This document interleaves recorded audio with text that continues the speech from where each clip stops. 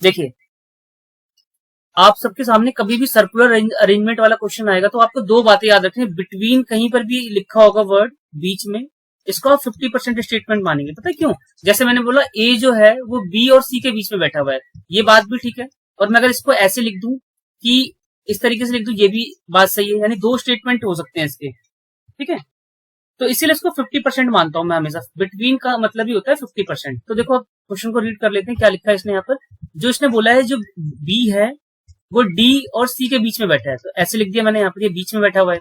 इसको फिर एक बार दोबारा से आप चेंज करके लिख दीजिए यहाँ पर। ये हो गया 50% स्टेटमेंट, ठीक है। अब दोबारा देखिए यहाँ पर इसने बोला ए जो है ई और सी के बीच में बैठा हुआ है, यहाँ बैठा हुआ है। और फिर इसको आप इस तरीके से लिख देंगे 50%। ये 50% हो गया स्टेटमेंट। अब आगे इसने बोला एफ जो है वो डी के राइट में बैठा है, डी के राइट में यहाँ बैठा हुआ है।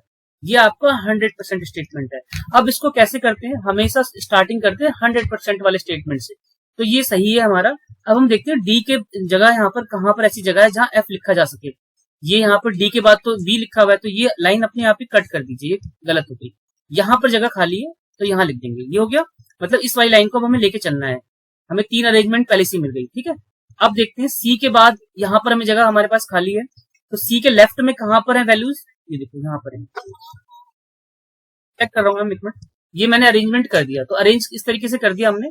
अरेंज करने के बाद अब इसको सर्कुलर में आप पुट कर दीजिए। 1 2 3 4 5 6 है, तो 6 यहाँ पर लिख दीजिए %, ठीक है।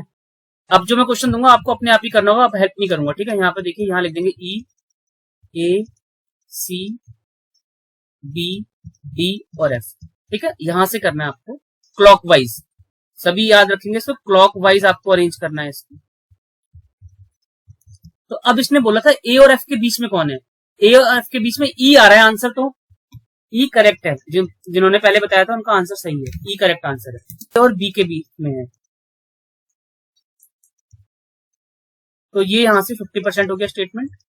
फिर इसके बाद ई जो है सी और डी के बीच में है, ये 50% हो गया। अब एग्जैक्ट यहां पर ये था डी जो है ए के लेफ्ट में है, हाँ ये हो गया, हो जाएगा। तो अब यहां से आपका 100% वाला स्टेटमेंट जो है वहां से आपको लेना है, वहां से आंसर आप कर लेंगे। यहाँ ये 100% स्टेटमेंट है, तो देखेंगे ए के बाद कहां पर लेफ्ट में जगह है, ठीक है, यहां पर जगह है, तो ये डी हट जाएगा, ये हट जाएगा सारा, ये एलिमिनेट हो गया। अब आपको देखना है डी के बाद यहाँ पर जगह है ई और सी, लेकिन हमारा ऑलरेडी पहले यहाँ पर ए और एफ है, तो ये स्टेटमेंट हम 100% करेक्ट मान के चलते हैं। तो ये ऑप्शन होता है आपके पास, इन दोनों में से कौन सा लेना है, तो इसको हटा दीजिए यहाँ से। अब डी के पास जो लेफ्ट में जगह है यहाँ पर कौन कौन सी है, ई और सी की, ठीक है। ये हो गया। अब इसको अरेंज कैसे कर देंगे, सर्कल बना लीजिए ऐसा।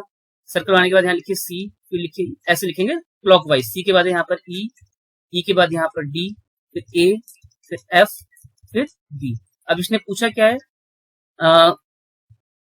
आपको बताना है कि बी के सामने कौन बैठा हुआ है।